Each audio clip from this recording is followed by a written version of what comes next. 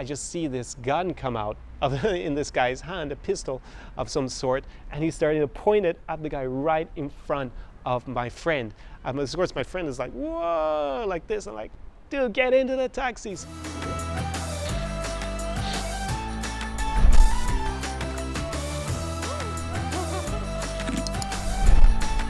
SAR Experience. Всем привет, and welcome back to another episode of the Vodka Podcast with me, Connor Klein. This is the SAR Experience, and today I'm speaking to you from Odessa in Ukraine, and we're on the shores of the Black Sea. As you can see behind me, I have, actually I'm here sitting on a cannon. Well, that gives you a little bit of an indication of the military history of the region. Of course, like most places, Odessa was built after the region was conquered. And this is actually a little bit of a memorial to the founding of the city. You can see behind me a plan of the original city and citadel here in Odessa. And yeah, I'm not sure what year it is. Let me have a look again. 1794. Okay, so now you know when the city was founded. And today's episode of the podcast, I'm going to be continuing where I left off in the last episode, and it's basically the first trip that I took to this region with my sensei. Now, if you don't understand that because you're just new to the channel, then you need to go back, and it would be good to go back and also watch some of the previous episodes of the podcast, like the last one where I talk about the Romanian part of the trip in Bucharest, and maybe episode 5 so you understand exactly, which is my dating journey in Ukraine, and then you'll get a little bit more context about who exactly I'm traveling with on this trip. So this is the second part of these kind of stories. Now, first of all, if you're new to the channel, then subscribe.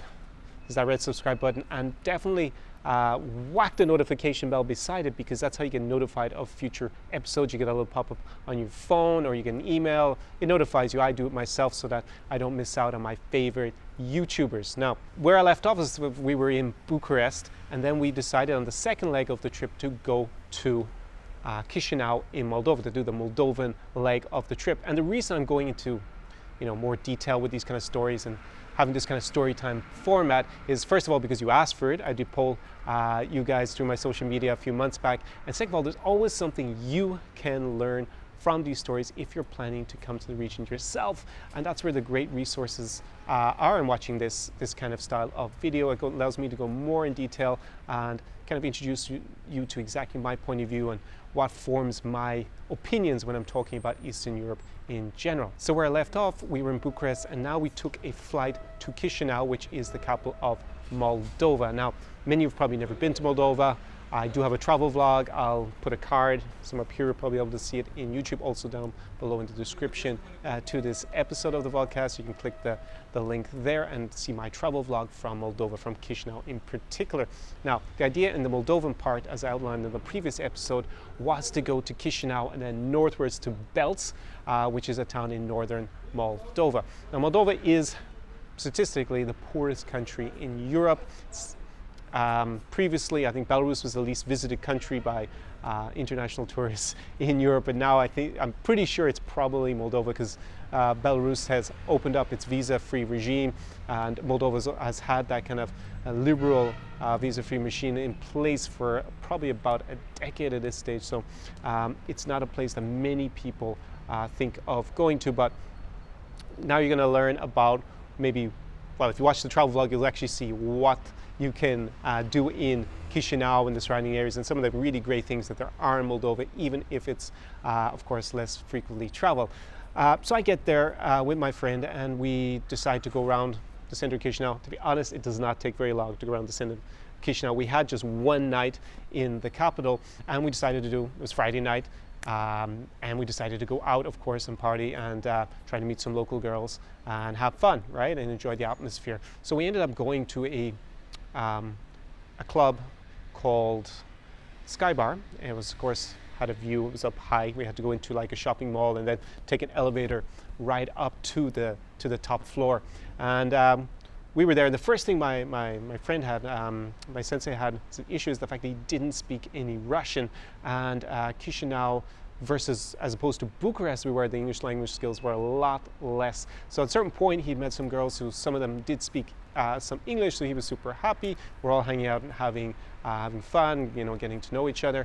And at a certain point, I left with one of the girls, went downstairs, was making out with her, and then I ordered a taxi to leave the club, the establishment, or kind of the building with her.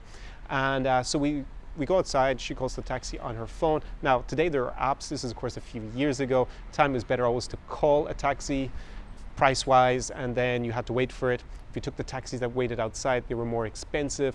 The chances as a foreigner of paying some exorbitant rate, of course, is dramatically higher if you take those taxis. So, of course, I took her up in the offer to call the taxi.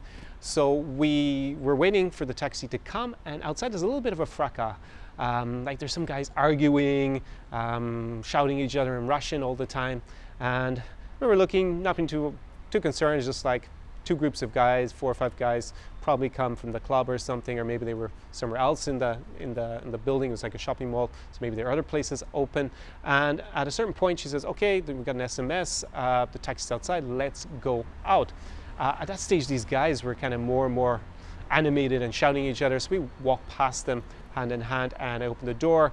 She gets into the taxi. I turn around, and this stage has become a bit of a scrap, a fight. These guys are like all kind of fisticuffs, ready to punch each other. No one's thrown a punch yet, but they're all kind of, sizing each other up and shouting more and more loudly at each other. So I'm like, okay, well, this is, my immediate reaction. Okay, let's get in the taxi. Let's get the hell out of here, right? So I get in, and I have my foot in, and I'm about to close the door. I look up, and at this stage, the guys are really, really, really hostile to each other. And one of them grabs one of the guys, and he throws it on the bonnet, on the hood, if you're using American English, of our taxi.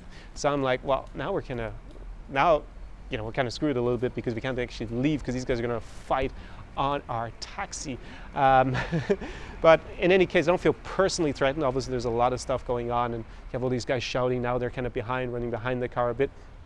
And then I see my friend, my sensei, he's actually come out of the club in the meantime, and he's just like standing beside, he's like walking along beside where all these guys are fighting in front of the taxi. I'm like, hey, come, hop in. So obviously I want to get him out of the situation as well. At that moment where he sees us, he looks to his right, and I see his face just change, right? Like these eyes, his pupils, I couldn't see his pupils, they're far away, but his eyes just become really big, and he's staring at a guy just to his left. So I'm facing him, so it's going to be on my right-hand side. And suddenly I just see this gun come out in this guy's hand, a pistol of some sort, and he's starting to point it at the guy right in front of my friend. Of course, my friend is like, whoa, like this. I'm like, dude, get into the taxi. So he like runs around. Of course, everyone's starting to get the hell out of the fucking way at this stage, because this guy's got a gun and he's pointing. Who knows if it's loaded? I would always assume it's loaded. In that stage, I wouldn't take the risk that it's not. He jumps into the taxi with us. These guys, fortunately, they were all pointing off. Basically, our taxi is in the middle, right, of these guys. So I'm like getting us down in the back seat, and we slam the door. I'm like, the taxi driver, поехали, let's get the hell out of here, right?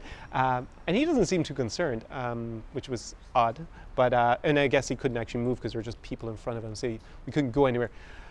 Anyways, fortunately, no one fired a shot, and eventually these good guys, each group of friends pushed the others back away from each other, and then we were able to leave. But as my friend said, yeah, the wild east of Europe. Wow, what an introduction to Moldova and to Chisinau.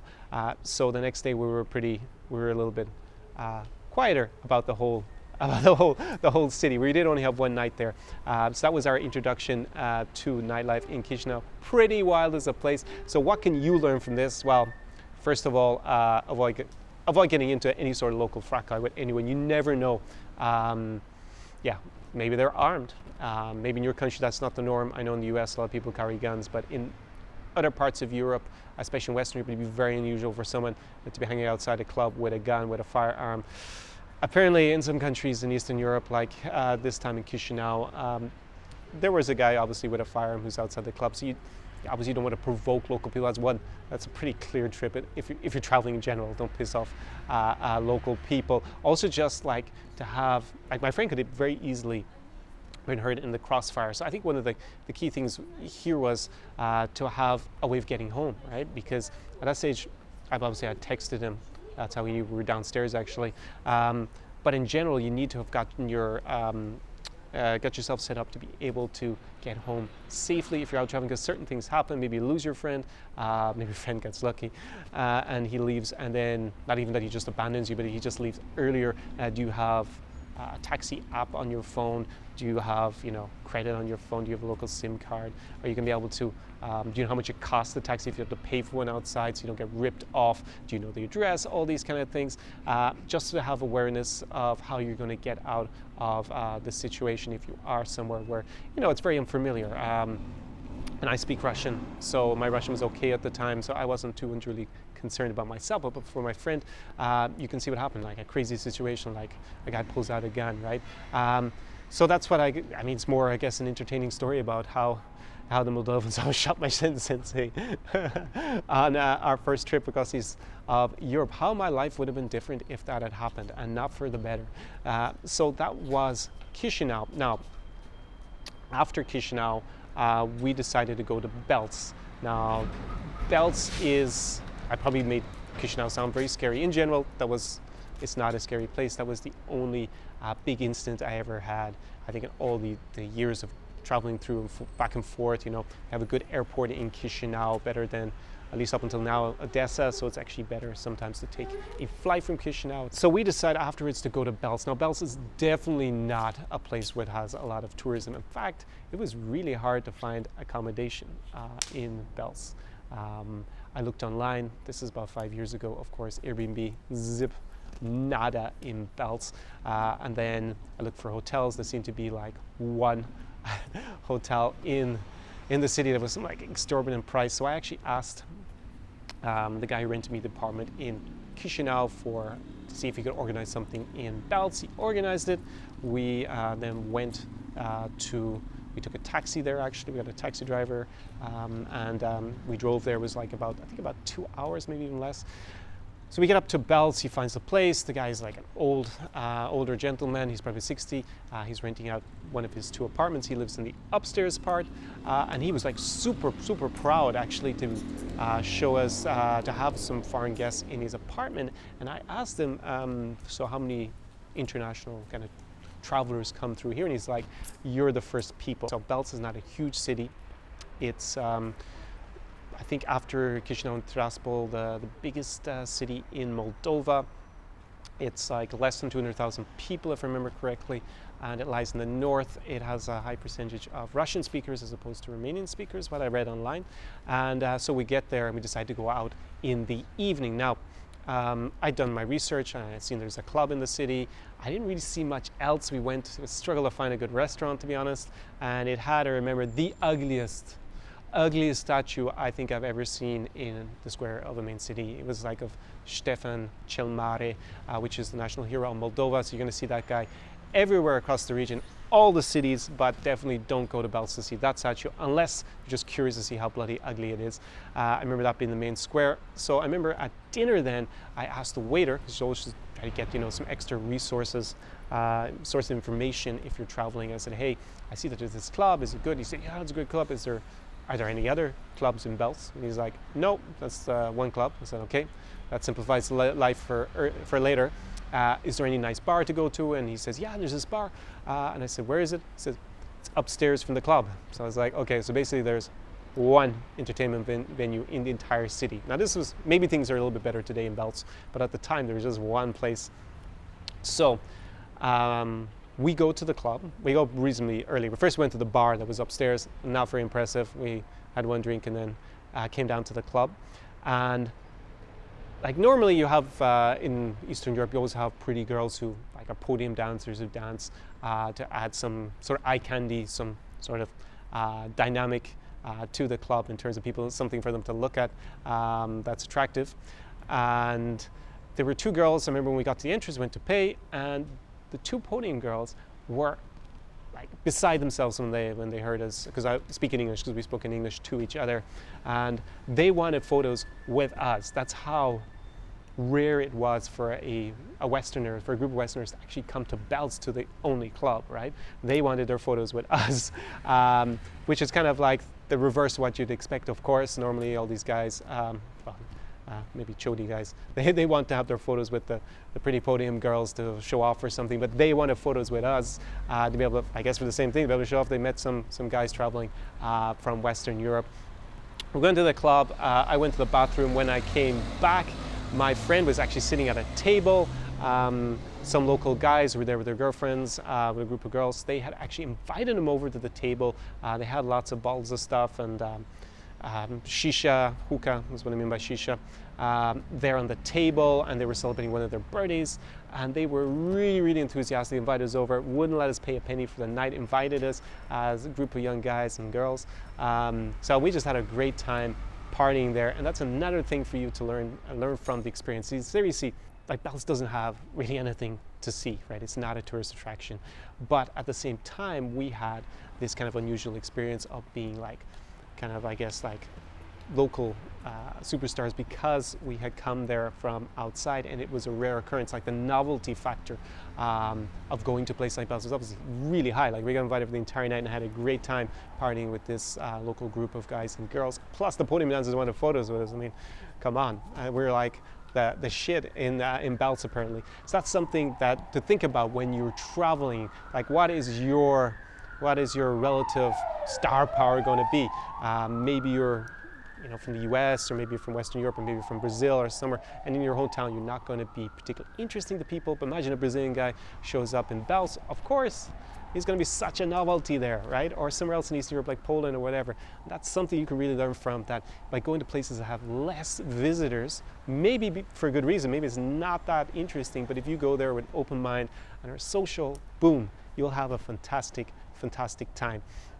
So I have a funny end to the evening because I actually wandered off apparently looking for water after the club and got lost. And it took me like 45 minutes to figure out where the apartment was, because the Belts was didn't have really many landmarks. Everything was like just concrete, Soviet buildings, and like kind of mud road through the center of it. So I couldn't find my apartment again, and I think my phone was dead. So it took me a while to get home. Didn't really sleep. I looked destroyed the next morning. I remember the host, the guy who owned the apartment, taking us to the bus station, because there's only one bus out of the city to the north, to the Ukrainian border that day. So he brought us to the bus station, and we had like 3 or 4 minutes before the bus was due to depart. We'd already bought our tickets the day before, because this guy really took care of us, and he took us there the day before. Another reason to go somewhere less traveled.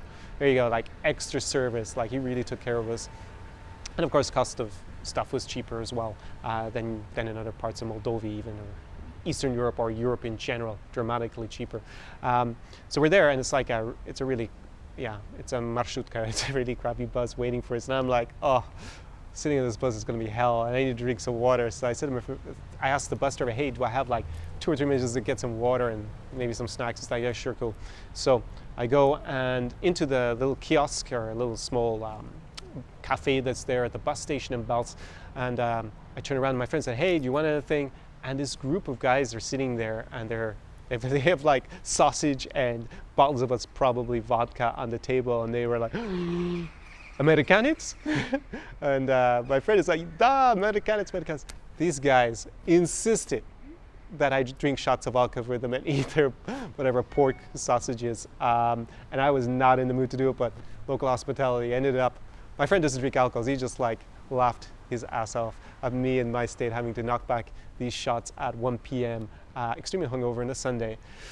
But that's part of the charm of going there. Like just look at that warmth of people. That again, the fact that you are something, a novelty in the region is really why. I mean, they don't know me, but they wanted to invite the Americans, the American, to have shots with them while they were there. So got on the bus. It was a horrible obviously trip on some of the worst roads I've ever been on in Europe.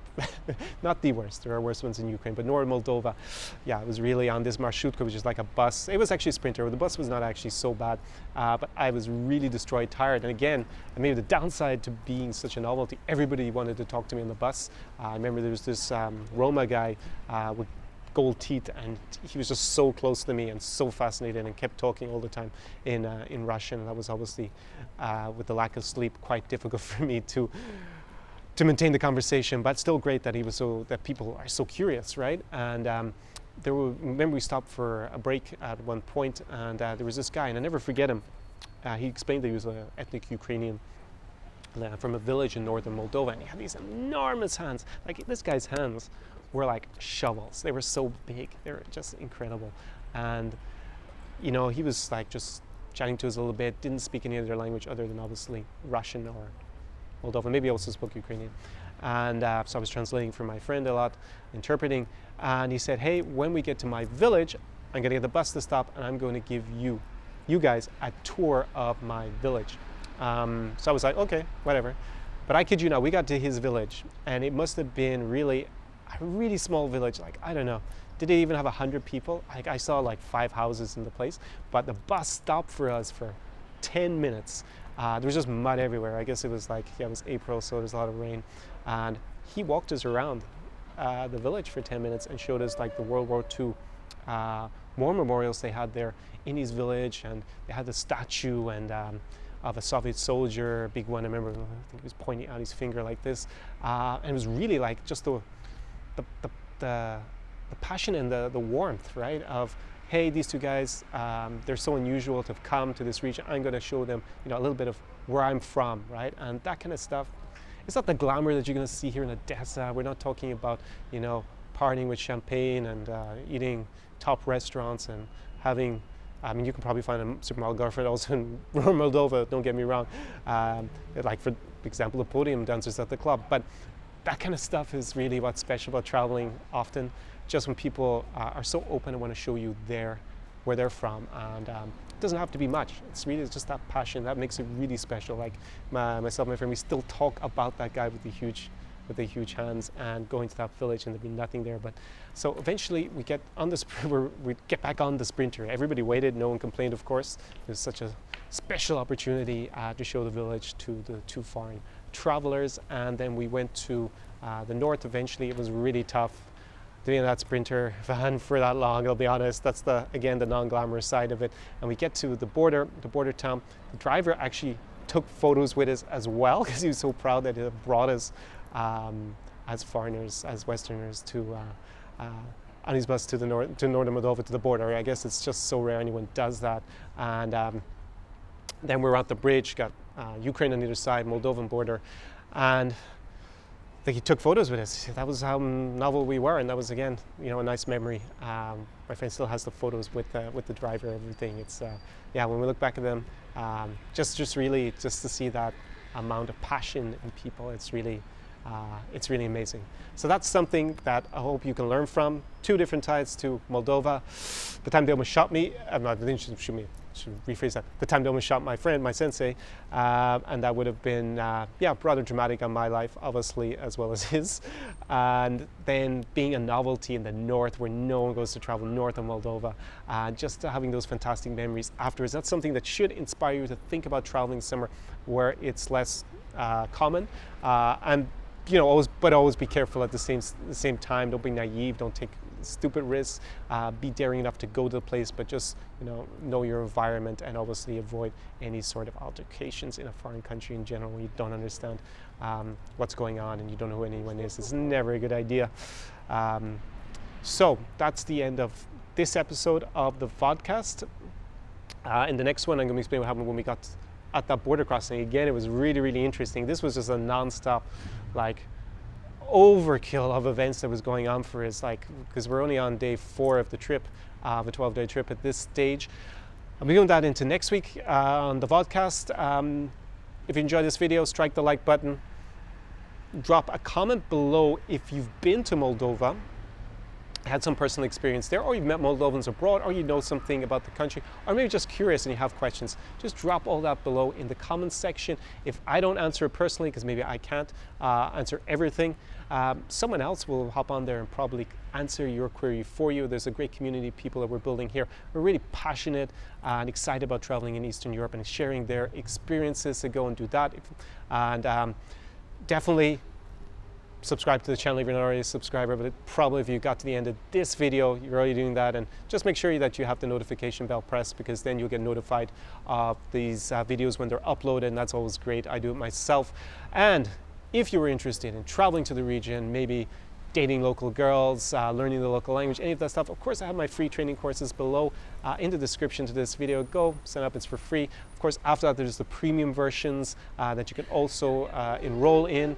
And if you are planning to come here and you are interested in my help personally, because a lot of you, either you come up to me on the street and you greet me and we discuss exactly why you follow the channel and how it's helped you here. And then of course I have my clients who actually pay me for the in-person in-situ coaching here, or maybe just over Skype if they just want help on how to get set up for the trip or how to interact with local girls. A lot of you have a lot of questions about dating in the region, especially online dating, especially meeting women. So you can write me an email at connorklein@zarexperience.com. I'm going to also put that in the description. Best way though is just to go into my Instagram. My handle is Zar Experience. Zar is of course spelled T-S-A-R. It's spelled the British way. I know I write everything else in American English, but I just thought it looked nicer, looked prettier, basically, with the TS rather than the I guess the CZ otherwise. Go there and then write me a direct message. I do read them. So if you have some query, and then you know what's even better? On Instagram, you get to see exactly what I'm doing when I'm traveling this region. Like every day I'm posting lots of stories. Just watching those will really give you a lot of valuable information about what it's like to travel around here and what you can expect when you come. But for the personal touch coaching via Skype or actually here and helping you organize your trip, definitely write me a message on one of those two channels by email or by direct message on Instagram. Of course, you can go to my Facebook and also put it on Facebook. I'm there under Zar Experience. So with that said, it's the end of this episode of the Vodcast. I look forward to seeing all of you smiling, enthusiastic for Eastern Europe, for traveling here in the next week, or maybe even in midweek if you're watching my Tip Thursday or another video that's going to be out before then. Do svidaniya, do pobачення from Odessa, Ukraine. Ciao. Zar Experience.